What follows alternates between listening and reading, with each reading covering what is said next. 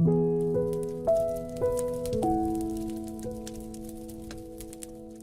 犍连尊者用天眼通，能够知道众鬼的罪业报应因缘。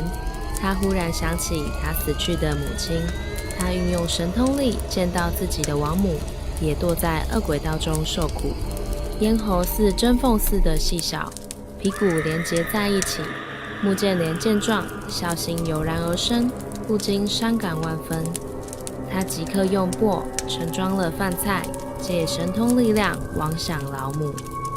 但是他母亲取饭尚未入口，饭食在手中即化为火炭，不能饮食。目犍连悲嚎涕泣，不能自己。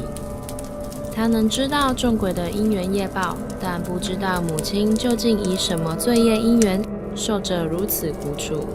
他带着沉重的心情，赶快前去请示佛陀。目犍连尊者禀告道：佛陀，弟子今日以神通力见到我此生的母亲，堕在恶鬼道中受苦，取食成火，不知是何因缘。弟子的神通能够观察众鬼的罪业因缘，何以对生身之母尽不知情？恳求佛陀慈悲开导。佛陀面上流露出怜悯的慈光，回答道：目犍连，你的母亲因为在生之时放佛放僧，不信因果正法，贪嗔邪恶，戏弄众生，所以受此苦报。你因母子情深，神通为亲情所掩，所以不知母亲罪业。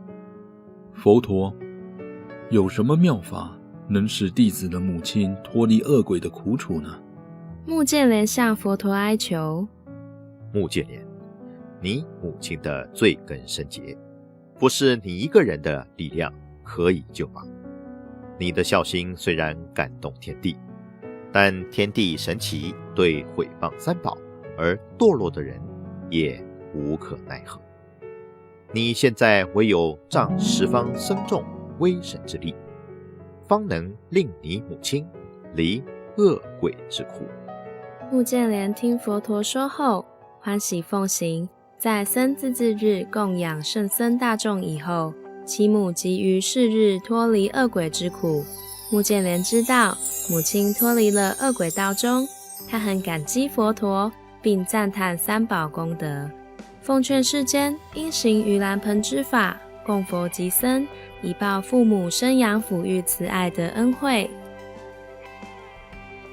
农历7月，在佛教又称孝亲报恩月，也可作欢喜月和吉祥月。每年结下安居的圆满日，正值农历7月15日，便是盂兰盆节，俗称中元节。当此，期望大众一同供佛斋僧，仰仗诸佛菩萨的慈悲大愿与僧众亲近持戒功德，并持着知恩、念恩、感恩的心，为父母等6亲眷属做功德，以表孝顺报恩之情。